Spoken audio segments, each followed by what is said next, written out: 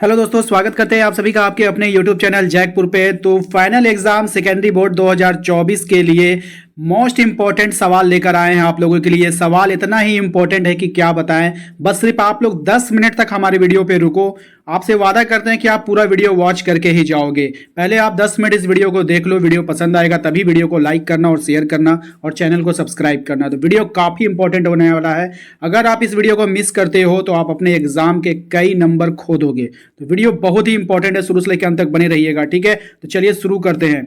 सबसे पहले सवाल पे हम लोग आएंगे। इसका पीडीएफ हम लोगों ने आप लोगों को जो दे दिया था, जो सेकेंड मॉडल सेट नाम से जो हमने वीडियो बनाया था, उसी में मैंने लिंक आपको दिया था, प्रोवाइड करवाया था। या नहीं तो अभी तक आप लोगों ने इस पीडीएफ को डाउनलोड नहीं किया है तो आप चले जाओ हमारे टेलीग्राम ग्रुप में चले जाओ। कहाँ चले जाओ? टेलीग्राम पे चले जाओ, वहां पे आप लोगों को मिल जाएगा। सबसे पहला सवाल देखिए आपके स्क्रीन पर आ चुका है। आपके स्क्रीन पे जो सबसे पहला सवाल आपको दिख रहा है उसको ध्यान से देखिए। आप लोग कह रहा है कि गोलीय दर्पण के परावर्तक पृष्ठ की वृत्ताकार सीमा रेखा का व्यास क्या कहलाता है? प्रधान अक्ष कहलाएगा, मुख्य फोकस कहलाएगा, या फिर वक्रता त्रिज्या कहलाएगा? तो राइट आंसर हो जाएगा ऑप्शन नंबर ए। वो क्या कहलाता है? प्रधान अक्ष कहलाता है। बात समझ में आई सभी को? क्या कहलाएगा? प्रधान अक्ष ही कहलाएगा। नेक्स्ट सवाल देखिए क्या है। क्वेश्चन नंबर 2 में आपसे कहा जा रहा है कि निम्न में से किस दर्पण की फोकस दूरी धनात्मक होती है? यहां पर आपको बताना है कि फोकस दूरी किसका धनात्मक होगा। उत्तल का होगा, अवतल का होगा, समतल का होगा, या फिर इनमें से कोई नहीं। तो इसका राइट आंसर हो जाएगा उत्तल दर्पण का। उत्तल दर्पण का जो है फोकस दूरी जो होगा वो धनात्मक होगा। हम आपको बता दें कि आज के इस वीडियो में लगभग हम लोग 80 से 100 यानी कि 100 सवालों को रिवीजन करने वाले हैं जो मोस्ट इंपॉर्टेंट होगा। तो वीडियो को छोड़कर बिल्कुल भी जाने की गलती मत कीजिएगा। अगर आप वीडियो छोड़कर जाते हो तो अब आपके ऊपर है इसकी जिम्मेदारी, हम नहीं जानते उतना, ठीक है। चलिए आप सवाल पे आते, ज्यादा बातें नहीं करेंगे, सवाल को जल्दी जल्दी क्लियर करेंगे। किस वर्ण का तरंगदैर्घ्य सबसे बड़ा होता है? यहां पर बताना है कि किस रंग का तरंगदैर्घ्य बड़ा का मतलब होता है कि ज्यादा होता है। बड़ा का क्या मतलब लेना है? कि ज्यादा होता है। तो तरंगदैर्घ्य किसका ज्यादा होगा? लाल का, नीला का, पीला का, बैगनी का। तो लाल रंग का जो तरंगदैर्घ्य होता है वो सबसे ज्यादा होता है और सबसे बड़ा में भी इसी को लेंगे। और बैगनी का क्या हो जाएगा? सबसे कम हो जाएगा, ठीक है, याद रखना है। अगला सवाल देखते हैं। हमारा क्वेश्चन नंबर 4 में आपसे कहा जा रहा है कि किसी वस्तु का प्रतिबिंब आंख के किस भाग पर पड़ता है? रेटिना पे पड़ेगा, पुतली पे पड़ेगा, या फिर कॉर्निया पे पड़ेगा, या फिर आइरिस पे पड़ेगा? तो यहां पर जो है हम लोग आ जाएंगे इसके आंसर पे। इसका जो आंसर हो जाएगा बाबू, इसको हो जाएगा रेटिना। और इसको ना दृष्टि पटल भी कहा जाता है। क्या कहा जाता है? दृष्टि पटल भी कहा जाता है, ठीक है। पटल, ठीक है, दृष्टि पटल भी कहते हैं इसको, याद रखिएगा। कभी कभी दृष्टि पटल देता है, कभी कभी रेटिना देता है। तो यहां पर ये आप पे डिपेंड करता है कि आप कितने अच्छे से पढ़कर जा रहे हो एग्जाम में, ठीक है। क्वेश्चन नंबर 5 पे आते हैं। क्वेश्चन नंबर 5 में आपसे कहा जा रहा है कि निम्नलिखित में से किस माध्यम में प्रकाश की चाल अधिक होती है? पानी में अधिक होगा, लोहा में अधिक होगा, कांच में अधिक होगा, निर्वात में अधिक होगा? तो आप लोग को पता है कि निर्वात में जो होती है प्रकाश की चाल वो सबसे अधिक होती है। ऑप्शन नंबर डी हमारा राइट आंसर हो जाएगा। अगला सवाल है हमारा क्वेश्चन नंबर 6 पे आते हैं। क्वेश्चन नंबर 6 में कहा जा रहा है कि दूरदृष्टि वाला नेत्र साफ साफ देख सकता है। देखिए यहां पे होता क्या है, इसमें उल्टा चलता है। अगर दूर बोला तो वो निकट का नहीं देखेगा, निकट दृष्टि दोष होगा तो दूर को नहीं देखेगा, बिल्कुल ऑपोजिट चलेगा, ठीक है। तो इस बात का आपको खासा ध्यान रखना है। तो यहां पे दूरदृष्टि वाला नेत्र साफ साफ नहीं देख सकता है। किसको नहीं देख सकता है आपको बतानी है। तो दूरदृष्टि वाला जो होगा वो निकट की वस्तुओं को नहीं देख पाएगा साफ साफ। ऑप्शन नंबर ए हो जाएगा। सॉरी, यहाँ पे क्वेश्चन हमने गलत पढ़ दिया है, आप लोगों को यहाँ पे संभल जाना। देखो मैंने क्वेश्चन गलत पढ़ दिया। हो सकता है कि जल्दबाजी में आप भी एग्जाम में क्वेश्चन को गलत पढ़ दो, तो क्वेश्चन बिल्कुल भी गलत नहीं पढ़िएगा। दूरदृष्टि वाला नेत्र साफ साफ देख सकता है। तो जिसको दूरदृष्टि की बीमारी होगा वो निकट की वस्तु को नहीं देख सकेगा, उल्टा चलेगा। हमने बोला ना उल्टा चलेगा, लेकिन वो दूर की वस्तु को साफ साफ देख लेगा। देखो जरा सा मिस्टेक हुआ, क्वेश्चन गलत हो गया, तो आप लोग इससे बच कर रहना, ठीक है। क्वेश्चन नंबर आते हैं 7 पे। क्वेश्चन नंबर 7 में आपसे कहा जा रहा है कि एक अभिसारी किरणपुंज समतल दर्पण पर आपतित होती है, परावर्तित किरणपुंज क्या होगा? अभिसारी किरणपुंज, ठीक है, आपको बताना है। तो ये समानांतर होता है। मान लो जो कि एक प्रिज्म है, इस पर अभिरांज होगा तो ये समांतर चलता जाएगा, ठीक है। इसको आप लोग को याद रखना है। क्वेश्चन नंबर आते हैं 8 पे। क्वेश्चन नंबर 8 में कहा जा रहा है कि यदि एक प्रिज्म से एक वर्णी किरण गुजरे तो इसका क्या नहीं होगा? अगर कोई प्रिज्म है, ठीक है, उस पर एक ही वर्ण किरण इस पे से गुजरेगा तो उस पर क्या नहीं होगा आपको बताना है। राइट आंसर हो जाएगा वर्ण विक्षेपण इसका नहीं होगा। इसका क्या नहीं होगा? इसका वर्ण विक्षेपण नहीं होगा। क्वेश्चन नंबर 9 पे आइए। क्वेश्चन नंबर 9 में आपसे कहा जा रहा है कि वायु में कांच के उत्तल लेंस की वायु में शक्ति क्या होती है। यानी कि कांच के उत्तल लेंस में वायु की शक्ति बताना है आपको। ऋणात्मक होगा, धनात्मक होगा, अनंत होगा, या फिर इनमें से कोई नहीं। राइट आंसर हो जाएगा धनात्मक। उत्तल का क्या होता है? धनात्मक ही होता है, आप लोगों को पता है। क्वेश्चन नंबर आते हैं 10 पे। क्वेश्चन नंबर 10 में कहा जा रहा है कि जल की एक गोलीय बूंद के व्यास के अनुदिश आपतित किरण कितनी बार अपवर्तन होगा। तो कितनी बार अपवर्तन होगा? तो 2 बार अपवर्तन होगा, इसको याद रखिएगा। क्वेश्चन नंबर आते हैं हम लोग 11 पे। क्वेश्चन नंबर 11 में आपसे कहा जा रहा है कि स्विच लगाए जाते हैं। स्विच लगाए जाते हैं भूयोजित तार में, ठंडे तार में, या फिर गर्म तार में। ठीक है, तो बताइए, जो स्विच होता है ना वो हमेशा हम लोग गर्म तार में लगाते हैं। जो मेन लाइन होता है, जो पॉल से हमारा मेन लाइन आता है, उसी में स्विच लगाते हैं ताकि उसको बंद कर देने के बाद करंट लगने की संभावना ना हो। अगर आप कभी कभी पूछ लेता है कि मेन लाइन जो होता है गर्म तार का कलर कैसा होता है, तो गर्म तार का अगर एग्जाम में आपसे पूछ ले तो गर्म तार का जो कलर होगा बाबू वो लाल हो जाएगा। गर्म तार का कलर कैसा हो जाएगा? लाल हो जाएगा। और ठंडे तार का बताइए कैसा होता है? ठंडे तार का काला हो जाता है ना, ठंडे तार का काला हो जाता है। भूयोजित तार को क्या हो जाता है? वो ग्रीन होता है। भूयोजित तार क्या होता है? ग्रीन होता है। याद रखिएगा, कभी कभी कलर भी पूछता है। गर्म तार का लाल, गर्म तार का लाल, ठंडे तार का काला, अभूयोजित यानी कि ग्रीन। भू का मतलब क्या होता है? भूमि, पृथ्वी। पृथ्वी कैसा होता है हमारा? ग्रीन है भाई, नेचर से संबंधित है। नेचर कैसा होता है? ग्रीन होता है, तो ग्रीन हो जाएगा। ठीक है, इसको याद रखना है। क्वेश्चन नंबर 12 पे आते हैं। कह रहा है कि जूल प्रति कूलम क्या कहलाता है। तो जूल प्रति कूलम क्या कहलाएगा? तो वोल्ट कहलाएगा। याद रखिएगा, ऑप्शन नंबर डी हो जाएगा। कह रहा है क्वेश्चन नंबर 13 पे, चुंबकीय क्षेत्र का एसआई मात्रक क्या होता है। टेस्ला होगा, फैराड होगा, वेबर होगा, या फिर इनमें से कोई नहीं। तो राइट आंसर हो जाएगा इसका ऑप्शन नंबर ए, टेस्ला हो जाएगा। चुंबकीय क्षेत्र का जो एसआई मात्रक होता है वो क्या होता है बाबू? टेस्ला होता है। ठीक है, इसको याद रखना है। चुंबकीय क्षेत्र का एसआई मात्रक होता है टेस्ला। कमेंट बॉक्स में हमें कमेंट कर बताइए कि वेबर किसका मात्रक है। वेबर किसका मात्रक है? कमेंट बॉक्स में कमेंट कर हमें जरूर बताइए। क्वेश्चन नंबर आते हैं हम लोग 14 पे। क्वेश्चन नंबर 14 में कहा जा रहा है कि विद्युत घंटी विद्युत धारा के किस प्रभाव पे कार्य करती है। यहाँ पे देखिए, उष्मीय प्रभाव होगा, रासायनिक प्रभाव होगा, चुंबकीय प्रभाव होगा, या फिर इनमें से कोई नहीं। तो इसका जो राइट आंसर हो जाएगा बाबू, इसका राइट आंसर हो जाएगा ऑप्शन नंबर सी, चुंबकीय प्रभाव। देखिए, कोई भी विद्युत उपकरण होता है ना, उसमें आप देखो कोई छोटा सा चुंबक तो होगा ही होगा। ठीक है, जिससे ध्वनि निकलती है।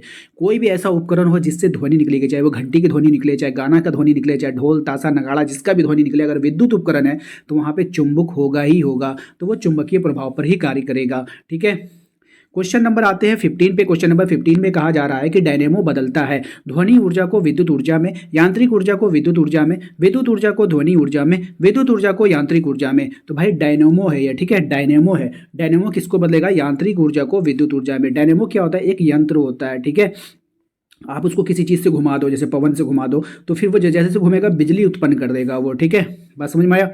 क्वेश्चन नंबर आते हैं हम लोग 16 पे। कह रहा है अपवर्तनांक का रंग पर निर्भर करना क्या कहलाता है। प्रकीर्णन कहलाएगा, अपवर्तन कहलाएगा, परावर्तन कहलाएगा, या फिर वर्ण विक्षेपण कहलाएगा। तो राइट आंसर हो जाएगा इसका वर्ण विक्षेपण, ऑप्शन नंबर डी हो जाएगा। क्वेश्चन नंबर आते हैं 17 पे। क्वेश्चन नंबर 17 में कहा जा रहा है कि एक मोटर कार के पश्चदर्शी दर्पण बनने का प्रतिबिंब क्या होता है। यानी कि मोटर कार का जो पश्चदर्शी दर्पण होता है, आप जो उत्तल दर्पण हम लोग प्रयोग करते हैं पीछे के दृश्य को देखने के लिए, वो वस्तु से छोटा बनेगा, वस्तु से बड़ा बनेगा, वस्तु के तुल्य बनेगा यानी वस्तु के बराबर बनेगा, या फिर इनमें से कोई नहीं। तो भैया इसका राइट आंसर हो जाएगा वस्तु से छोटा। अगर वस्तु से बड़ा बन जाएगा तो हम उसको देखेंगे कैसे भाई? अगर पीछे मोटरसाइकिल वाला आ रहा है, घंटी बजा रहा है, पीछे से हॉर्न बजा रहा है, तो हम उसको देखेंगे ना। तो जितना बड़ा मोटरसाइकिल लेता है क्या उतना बड़ा प्रतिबिंब बनेगा? नहीं, उससे छोटा बनेगा। तब तो हम देखेंगे भाई एक लोडिंग में आ रहा है, 2 लोडिंग में आ रहा है, भाई 3 लोडिंग में है, उसको जगह देना है कि नहीं देना है। बात समझ में आए कि नहीं? तो वस्तु से हमेशा छोटा प्रतिबिंब बनता है, इस बात का ख्याल रखना है। क्वेश्चन नंबर आते हैं हम लोग 18 पे। क्वेश्चन नंबर 18 में आपसे कहा जा रहा है कि एक विद्युत सेल से धारा प्राप्त करने पर इसके सिरों के बीच विभवांतर का मान क्या हो जाएगा। विद्युत वाहक बल से अधिक हो जाएगा, विद्युत वाहक बल के दुगना हो जाएगा, विद्युत वाहक बल से कम हो जाएगा, या फिर इनमें से कोई नहीं। इसका राइट आंसर हो जाएगा विद्युत वाहक बल से अधिक हो जाएगा, ऑप्शन नंबर ए हो जाएगा। क्वेश्चन नंबर 19 पे आइए। कह रहा है कि एक अवतल दर्पण से ध्रुव फोकस ठीक मध्य बीम के लिए आवर्धन क्या होगा। तो इसका जो राइट आंसर हो जाएगा ना वो हो जाएगा ऑप्शन नंबर बी, आवर्धन इसका 2 हो जाएगा। क्या हो जाएगा? 2 हो जाएगा। क्वेश्चन नंबर आते हैं 20 पे। क्वेश्चन नंबर 20 में कहा रहा है जीवाश्म ईंधन के लिए जलने से किनके ऑक्साइड उत्पन्न होते हैं। देख ले, जीवाश्म ईंधन जब भी जलेगा ना, जीवाश्म ईंधन जब भी जलेगा तो इसका जो जब भी ऑक्साइड बनेगा वो बनेगा आपका सल्फर का भी, कार्बन का भी, नाइट्रोजन का भी, इनमें से सभी हो जाएगा। इस बात का आपको ध्यान में रखना है। क्वेश्चन नंबर आते हैं हम लोग 21 पे। क्वेश्चन नंबर 21 में आपसे कहा जा रहा है कि वैद्युत प्रतिरोध का एसआई मात्रक क्या होता है। तो वैद्युत प्रतिरोध का जो एसआई मात्रक होता है वो होता है आपका ओम मीटर। क्या होता है? ओम मीटर होता है। अभी देखिए, अभी काफ़ी सवाल बाकी है। अभी हम लोगों ने 20 सवाल किया, लगभग 80 सवाल और होगा।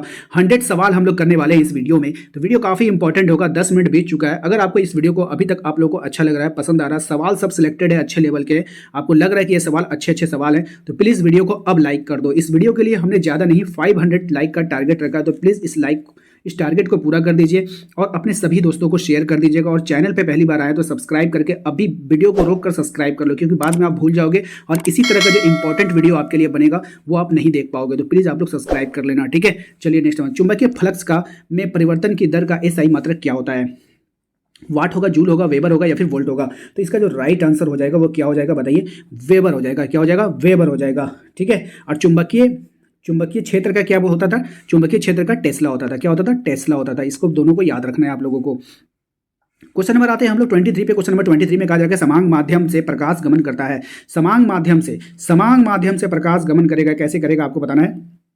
तो इसका जो राइट आंसर हो जाएगा वो हो जाएगा आपका ऑप्शन नंबर डी हो जाएगा, सरल रेखा में। एक समांग माध्यम, समांग का मतलब होता है एक समान माध्यम में गमन करेगा, तो सरल रेखा में गमन करेगा, ठीक है, याद रखिएगा। क्वेश्चन नंबर आते हैं 24 पे। कह रहा है कि यदि एक प्रिज्म से एक वर्णिकिरण गुजरे तो इसका नहीं होगा। क्या नहीं होगा? वर्ण विक्षेपण नहीं होगा, विचलन नहीं होगा, अपवर्तन नहीं होगा। तो जैसे कि आप लोगों को पता है कि मैंने पहले ही बता दिया, तो इसका वर्ण विक्षेपण नहीं हो सकता है, ठीक है।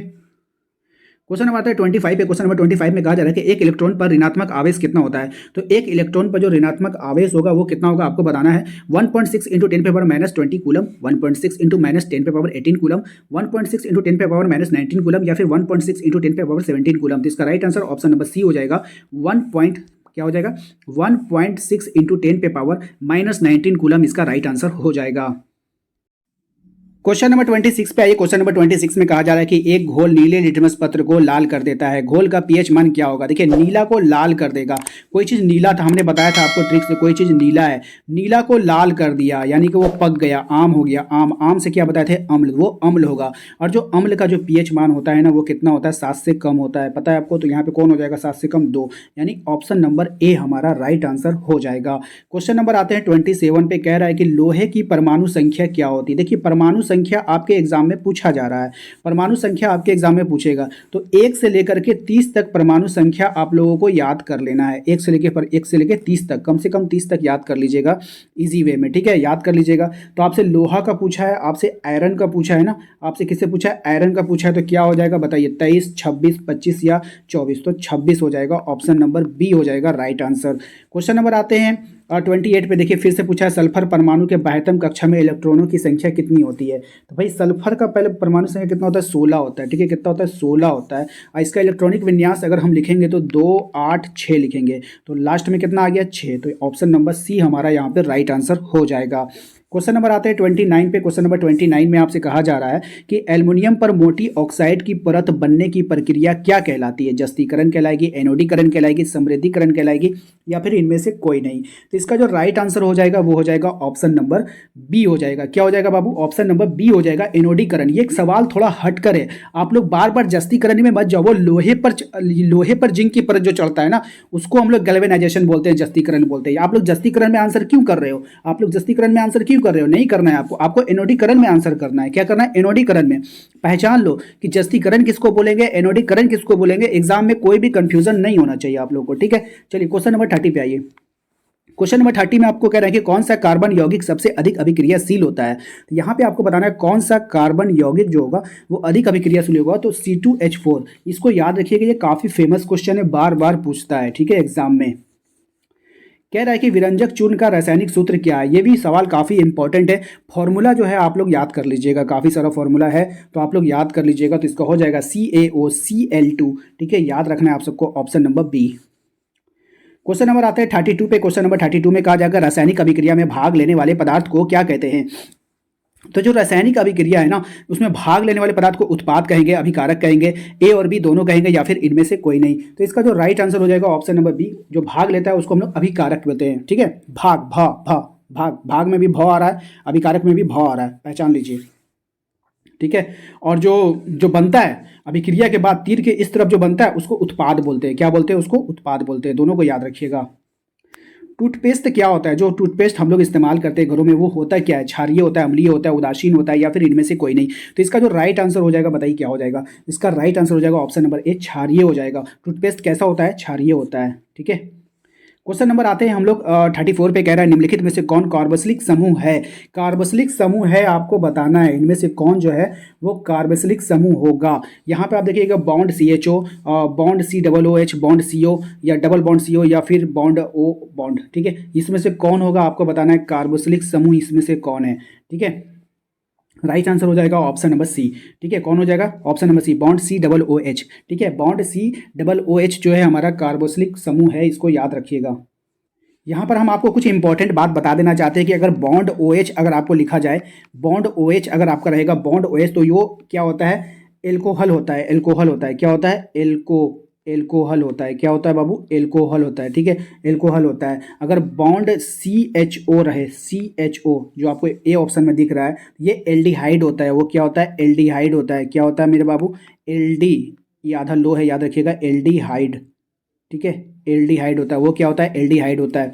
तो बॉन्ड OH अगर आपका रहेगा, बॉन्ड OH याद रखिएगा, एक बॉन्ड, सिंगल बॉन्ड यहाँ पे दिख रहा है, एक बॉन्ड OH रहेगा तो वो एल्कोहल हो जाएगा। बॉन्ड CHO रहेगा तो वो एल्डिहाइड हो जाएगा। याद रखिएगा। यार ये तो आपको कार्बोक्सिलिक समूह पूछेगा तो आपको बता दिए, बॉन्ड COOH कार्बोक्सिलिक समूह, bond OH alcohol, bond CHO aldehyde. याद रखिएगा, कोई भी आपके एग्जाम में पूछा जा सकता है।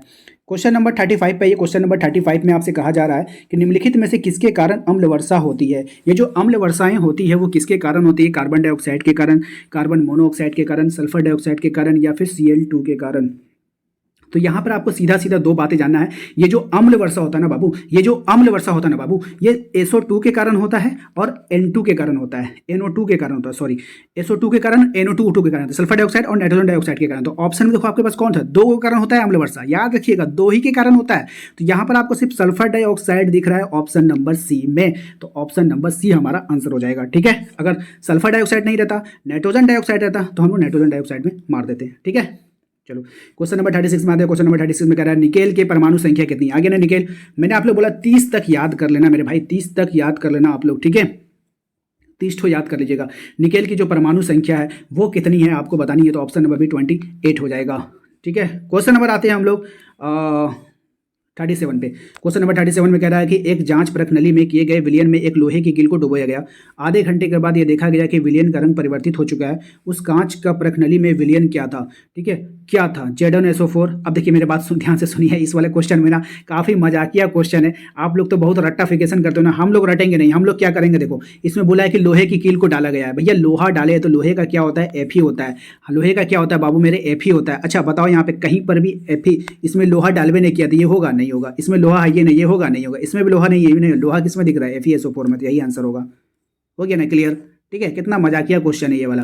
चलिए आते हैं नेक्स्ट सवाल पे। क्वेश्चन नंबर 38 पे आओ। क्वेश्चन नंबर 38 में कहा जा रहा है कि इथेनॉल को सांद्र H2SO4 के साथ गर्म करने पर निम्नलिखित में से कौन सी गैस बनती है? ठीक है, तो कौन सी गैस बनेगी आपको यहाँ पर बताना है। तो भैया C2H4 बनेगा। कौन सा बनेगा? C2H4 बनेगा, इसको याद रखना है आप लोगों को। क्वेश्चन नंबर आते हैं 39 पे। क्वेश्चन नंबर 39 में कहा जा रहा है कि हीरा निम्नांकित में से किस तत्व का अपर रूप है? गंधक, फास्फोरस, सिलिकॉन या फिर कार्बन? गंधक, फास्फोरस, सिलिकॉन या फिर कार्बन? क्या हो जाएगा भाई? कार्बन हो जाएगा। ऑप्शन नंबर डी हो जाएगा। ठीक है, क्वेश्चन नंबर आते हैं बाबू 14 पे। क्वेश्चन नंबर 14 में कहा जा रहा है कि 1 ग्राम सोने से कितना लंबा तार बनाया जा सकता है? मोस्ट इंपॉर्टेंट सवाल भाई मेरे, मोस्ट इंपॉर्टेंट।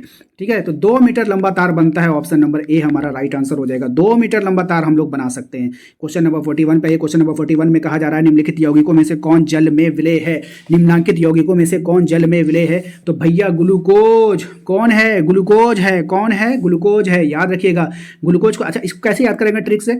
ग्लूकोज जब हम लोग बीमार पड़ते हैं तो मम्मी क्या देती है? ग्लास में ग्लूकोज डाल के देती है ना, एक ग्लास देती है, बोले बाबू ग्लूकोज पी लो ताकत आ जाएगा। तो हम लोग जल में क्या मिलते हैं? ग्लूकोज डाल के चम्मच से घोल करके पी जाते हैं। ठीक है, जल में क्या हो जाती है? मिल जाती है। ठीक है, इस तरह से याद कर लेना। क्वेश्चन नंबर आते हैं 42 पे। क्वेश्चन नंबर 42 पे कहते हैं निम्नलिखित में से कौन अमलगम है? तो भैया कौन इसमें अमलगम है? जानते हो इसका हम सबसे बेस्ट ट्रिक आपको बताने वाले हैं कि जो अमलगम होता है ना, ये वाला, ये इसको देख रहे हो अमलगम, इसमें पारा मिला हुआ होता है। सबसे सिंपल बात है बाबू, अमलगम तभी बनेगा, अमलगम तभी बनेगा जब पारा उसमें मिलेगा। अमलगम तभी बनेगा जब पारा उसमें मिलेगा। और पारा का बताओ क्या होता है, Hg होता है। Hg किसमें है, देखो इसमें नहीं है, इसमें नहीं है, इसमें नहीं है, इसमें है, ऑप्शन नंबर डी में है। तो भैया जो भी अमलगम होगा ना उसमें पारा होगा, बस ये याद रखिएगा, जिसमें पारा दिख जाए वो अमलगम है। आंसर कर दीजिएगा उसको, ठीक है। चलो अब आते हैं एथिलीन का IUPAC नाम क्या होता है। तो एथिलीन का जो IUPAC नाम होता है वो क्या होता है बताओ, इथीन होता है। क्या होता है मेरे भाई, इथीन होता है। ऑप्शन नंबर बी हो जाएगा राइट आंसर। क्वेश्चन नंबर आते हैं 44 पे। क्वेश्चन नंबर 44 में कह रहा है कि ब्यूटेन का अणुसूत्र C4H8O है, इसका क्रियाशील समूह है। ये कौन सा क्रियाशील समूह है आपको बतानी है। तो ये जो होता है क्या होता है आपको बताना है। तो ये जो होता है आपका ऑप्शन नंबर ए हो जाएगा, ठीक है। एल्डिहाइडिक, क्या हो जाएगा, एल्डिहाइडिक होता है, ठीक है। एल्डिहाइडिक होता है, बात समझ में आया, एल्डिहाइडिक होता है। इसको याद रखिएगा आप लोग, ये पूछता है कभी कभी, ठीक है ना। इसका हम बताएंगे डिटेल में इसको कैसे पहचाना जाता है। इसके लिए हम एक स्पेशल वीडियो आप लोगों के लिए बना देंगे। क्वेश्चन नंबर 45 पे, क्वेश्चन नंबर 45 में कहा जा रहा है कि एल्केन में 2 कार्बन परमाणुओं के बीच कितने संयोजक बंद होते हैं। एल्काइन में ध्यान से सुनिएगा, एल्काइन है तो राइट आंसर हो जाएगा 3। राइट आंसर क्या हो जाएगा, 3। देखिए अब हम आपको बताने वाले हैं कुछ इंपॉर्टेंट बात, नोट कर लीजिएगा, आपके एग्जाम में काम आएगा, ठीक है। बता देते हैं एल्केन में जो होता है, एल्केन में क्या होता है भाई, एल्केन में सिंगल बॉन्ड होता है। एल्कीन में क्या होगा, डबल बॉन्ड होगा।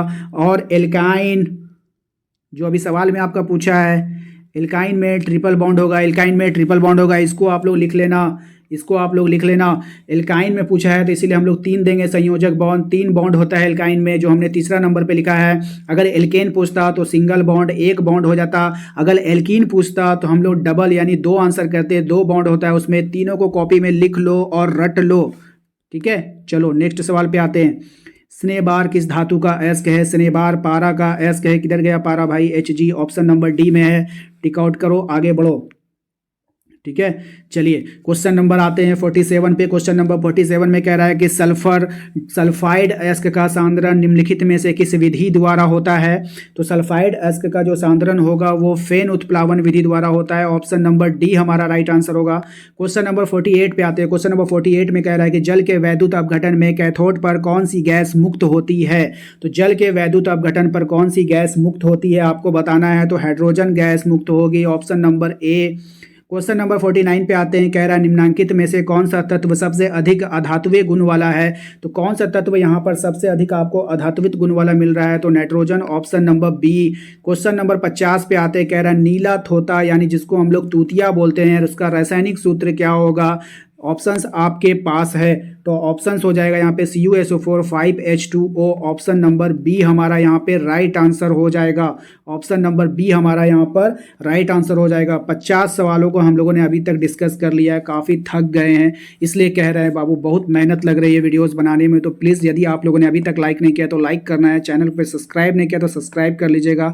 और प्लीज़ कम से कम 10 लोगों को आप लोग पर्सनली शेयर करिए, ठीक है। और शेयर करने के बाद प्लीज़ हमें कॉमेंट कर आप जरूर बताइए कि भैया हमने 10 लोगों को शेयर कर दिया है। अगर आप इतना करोगे तो बहुत मुझे अच्छा लगेगा। और मैं आप लोगों के कमेंट को देखता हूँ, हर एक कमेंट को देखता हूँ, हर एक कमेंट को मैं लाइक भी करता हूँ और रिप्लाई भी करने का कोशिश करता हूँ। तो आप लोग प्लीज़ कमेंट कर हमें ज़रूर बताइएगा कि आप लोगों ने 10 लोगों को शेयर किया है। क्वेश्चन नंबर 51 पे आइए। क्वेश्चन नंबर 51 में कहा जा रहा है प्रदूषण मुक्त ऊर्जा स्रोत है पवन ऊर्जा, सौर ऊर्जा, जल विद्युत ऊर्जा या फिर इनमें से सभी। तो भैया इनमें से सभी जितने भी ऊर्जा स्रोत हैं सभी प्रदूषण मुक्त हैं, इनसे कोई भी प्रदूषण होने वाला नहीं है। क्वेश्चन नंबर आते हैं 52 पे। क्वेश्चन नंबर 52 में कहा जा रहा है कि निम्नलिखित में से हाइड्रोकार्बन कार्बन परमाणु के 3 आबंध होते हैं, किसमें 3 आबंध होते हैं वो आपको बताना है। तो ऑप्शन नंबर बी C3H4, ठीक है, ये याद रखिएगा, 3 आबंध होते हैं इसी में। क्वेश्चन नंबर आते हैं हम लोग 53 पे। 53 में कह रहा है कि निम्नलिखित में से कौन सा यौगिक एरोमेटिक यौगिक है। कौन एरोमेटिक यौगिक है। तो बेंजीन। कौन है, बेंजीन है, याद रखना है, एरोमेटिक यौगिक बेंजीन है, ठीक है। क्वेश्चन नंबर 54 पे आइए।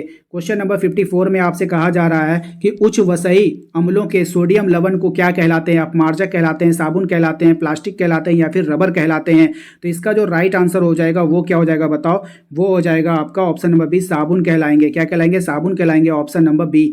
क्वेश्चन नंबर 55 पे आइए। 55 में कह रहा है आपसे कि एक कक्षा में इलेक्ट्रॉन की अधिकतम संख्या कितनी होगी? आपको फॉर्मूला से बताना है। तो राइट आंसर 2n स्क्वायर। कितना होता है? 2n स्क्वायर होता है। ये काफ़ी इंपॉर्टेंट है, इसको याद रखिएगा। देखिए हमारा वेबसाइट है, ठीक है। आप सिर्फ गूगल पे लिखना, आप लोग जैकपुर JACPUR गूगल पे क्रोम ब्राउजर पे आप लोग लिखोगे, ठीक है। किस पे लिखोगे बाबू? क्रोम ब्राउजर पे लिखोगे। क्या लिखोगे? जैकपुर। उसके बाद सबसे ऊपर में आपको मेरा वेबसाइट दिखेगा, उसके बाद मेरा यूट्यूब चैनल दिखेगा, उसके बाद मेरा इंस्टाग्राम दिखेगा, सब दिख जाएगा। तो मेरे वेबसाइट वाले पे क्लिक करना, वहाँ पर आपको मॉडल सेट का प्रैक्टिस सेट मिल जाएगा, यानी कि वहाँ पे आप अपना प्रैक्टिस सेट लगा सकते हो, टेस्ट दे सकते हो और कितना आपका नंबर आ रहा है वो भी आपको पता चलेगा वहाँ पे। तो एक बार जरूर विजिट कीजिएगा वीडियो देखने के बाद। क्वेश्चन नंबर आते हैं हम लोग क्वेश्चन नंबर 56 पे। क्वेश्चन नंबर 56 पे आइए। कह रहा है कि साइटोन का आकार क्या होता है? ताराकार होगा, गोलाकार होगा, त्रिभुजाकार होगा या फिर इनमें से कोई नहीं? तो राइट आंसर हो जाएगा ऑप्शन नंबर है साइटोन। साइटोन का आकार क्या होता है? ताराकार होता है, ठीक है। आकार का कार यहाँ पे साइटोन, ठीक है, साइटोन याद रखिएगा। क्वेश्चन नंबर आते हैं 57 पे। क्वेश्चन नंबर 57 में कह रहा है निम्नलिखित में से कौन एक पादप हार्मोन नहीं है? यानी कि 3 ठो हार्मोन होगा, एक ठो नहीं होगा, तो आपको पहचानना है तो कौन नहीं है इसमें बताना है आपको। तो इसका राइट आंसर हो जाएगा ऑप्शन नंबर है ऑक्सीटोसिन नहीं है, बाकी सभी जो है पादप हार्मोन है। याद रखिएगा, याद कर लीजिएगा। क्वेश्चन नंबर आते हैं हम लोग 58 पे। कह रहा है कि यूरिया रक्त में कहाँ प्रवेश करता है? श्वास नलिका में, यकृत में, वृक्क में या फिर फेफड़ा में? तो राइट आंसर हो जाएगा इसका यकृत में। यकृत में ही ये प्रवेश कर जाता है। क्वेश्चन नंबर आते हैं 59 पे। क्वेश्चन नंबर 59 में कह रहा है निम्नलिखित में से कौन सी पारिस्थितिक तंत्र का एक जैव घटक हो सकता है? तापमान हो सकता है, कवक हो सकता है, वायु हो सकता है, मृदा हो सकता है? तो राइट आंसर हो जाएगा ऑप्शन नंबर बी, कवक हो सकता है, ठीक है मेरे भाई। नेक्स्ट पे आते हैं। अगला सवाल कह रहा है आपसे कि नर युग्मक तथा मादा युग्मक के संयोजक से क्या बनता है? तो नर युग्मक तथा मादा युग्मक का जो संयोजक जो होता है उससे क्या बनता है? तो जाइगोट बनता है। क्या बनता है? जाइगोट बनता है, ठीक है। क्या बनता है? जाइगोट बनता है। इसको याद रखिएगा आप लोग। क्या बनता है? जाइगोट बनता है। क्वेश्चन नंबर आते हैं हम लोग 61 पे। क्वेश्चन नंबर आते हैं 61 पे। क्वेश्चन नंबर 61 में कहा जा रहा है कि पादप अपशिष्ट संचरित रहते हैं कोशिकाएं रिक्तकों में, पत्तियों में, छाल में या फिर इनमें से सभी? इसका राइट आंसर हो जाएगा इनमें से सभी, ऑप्शन नंबर डी हो जाएगा। क्वेश्चन नंबर आते हैं 62 पे। कहा जा रहा है कि सामान्य अनुशीथिलन रक्तदाब क्या होता है? सामान्य अनुशीथिलन रक्तदाब क्या होता है? तो भाई यह होता है आपका, बताओ क्या होगा? ये होता है 80 mm। क्या होता है? 80। अ से अनुसूलन, अ से 80, अ से अनुसूलन, अ से 80, अ से अनुसूलन, अ से 80। याद हो गया? बोलो, याद हो गया ना? अ से अनुसूलन, अ से 80। इसको अनुसूलन पढ़ रहे हैं, ठीक है, याद करने के लिए। ऐसे अनुशीथिलन पढ़ना है आपको, ठीक है। तो अ से अनुशीथिलन, अ से 80। उसके बाद आर सुन लो। प्राकुंचन अगर पूछेगा, प्राकुंचन, ठीक है, प्राकुंचन अगर आपसे प्राकुंचन पूछ लेगा तो वो हो जाएगा 120 mm। प्राकुंचन कितना होता है? 120 mm। प्राकुंचन कितना होता है? 120 mm। अब आप देखिए, आप ये थोड़ा याद करके चल जाइएगा और एग्जाम में आ जाएगा प्राकुंचन तो क्या बोलिएगा कि भैया नहीं पढ़ाए थे। ऐसा नहीं हो सकता है, आपको दोनों चीज़ पढ़ना होगा, अनुशीथिलन और प्राकुंचन दोनों याद करके जाइएगा, ठीक है। क्वेश्चन नंबर आते हैं 63 पे। कह रहा है कि मनुष्य, बिल्ली, चमगादड़ के अग्रपाद क्या होते हैं? तो ये जो अग्रपाद होता है ये समजात अंग होते हैं सभी, ठीक है। मनुष्य, बिल्ली और चमगादड़ के जो अग्रपाद होते हैं ये सभी क्या होते हैं? जो है अग्र समजात अंग होते हैं, ठीक है। ये याद रखना। सभी समजात का मतलब हो गया कि सभी एक जैसा इस्तेमाल करेंगे। बिल्ली जो चीज़ के लिए इस्तेमाल करेगी और चमगादड़ भी उसी के लिए इस्तेमाल करेगा और मनुष्य भी उसी के लिए इस्तेमाल करेगा, ठीक है। बात समझा? समजात अंग हो जाएंगे। क्वेश्चन नंबर आते हैं 64 पे। क्वेश्चन नंबर 64 में कह रहा है कि पादप में फ्लोएम उत्तरदायी है। फ से फ्लोएम, फ से फूड, फूड मतलब भोजन, फूड मतलब भोजन, यानी भोजन के संवहन के लिए ऑप्शन नंबर डी हो जाएगा। क्वेश्चन नंबर आते हैं 65 पे। क्वेश्चन नंबर 65 में कह रहा है एक वयस्क मनुष्य के कितने दांत होते हैं? तो देखिए जवान आदमी जो होता है ना, जो हट्टा कट्टा नौजवान होता है, उसमें 32 दांत होते हैं। भले ही एक दो टूट गया हो, मेरा भी एक दांत टूट गया तो 31 हो गया है, उसमें घबराने वाली बात नहीं है, लेकिन 32 ही होता है, ठीक है।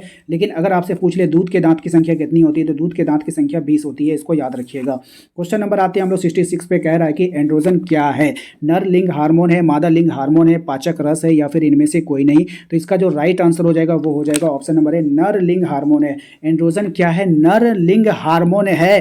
काफी कंफ्यूजन क्रिएट करने वाला क्वेश्चन होता है ये, एंड्रोजन और एस्ट्रोजन। एक आ जाएगा estrogen, estrogen, estrogen, androgen, estrogen, androgen, estrogen, ये फीमेल है, ये मादा है, ये मादा है। एस्ट्रो से एस याद रखिएगा, S for sister, S for sister. Sister क्या होती है, हमारी बहनें क्या होती है, मादा होती है, फीमेल होती है, तो ये फीमेल हार्मोन हो जाएगा, ठीक है। एस्ट्रोजन याद रखिएगा, एस से सिस्टर। क्वेश्चन नंबर आते हैं 67 पे, कह रहा है न्यूरॉन का वह हिस्सा जहां जानकारी हासिल की जाती है क्या कहलाता है। तो तंत्रिका काक्ष सिरा तंत्रिकाक्ष कहलाएगा, या फिर डेंड्राइट कहलाएगा, या फिर कोशिका पिंड कहलाएगा। तो डेंड्राइट कहलाता है, इसको याद रखना है आपको, ठीक है। क्वेश्चन नंबर आते हैं 68 पे, कह रहा है अनुवांशिकता का सिद्धांत किसने प्रस्तावित किया था। लैमार्क ने, चार्ल्स डार्विन ने, ग्रेगर जॉन मेंडल ने, या फिर इनमें से कोई नहीं। तो भैया इसका राइट आंसर बताओ क्या होगा। Option number C, Gregor John Mendel. Option number C हमारा राइट आंसर होगा।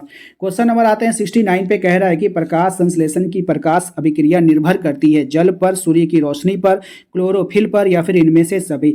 तो आप बताओ किस पे निर्भर करेगी। तो इसका राइट आंसर ऑप्शन बी होगा, सूर्य की रोशनी पे करेगा, ठीक है। Option number B. Question number आते हैं 17 पे, कह रहा है गुर्दे में उत्पादित मूत्र मूत्राशय में जाता है।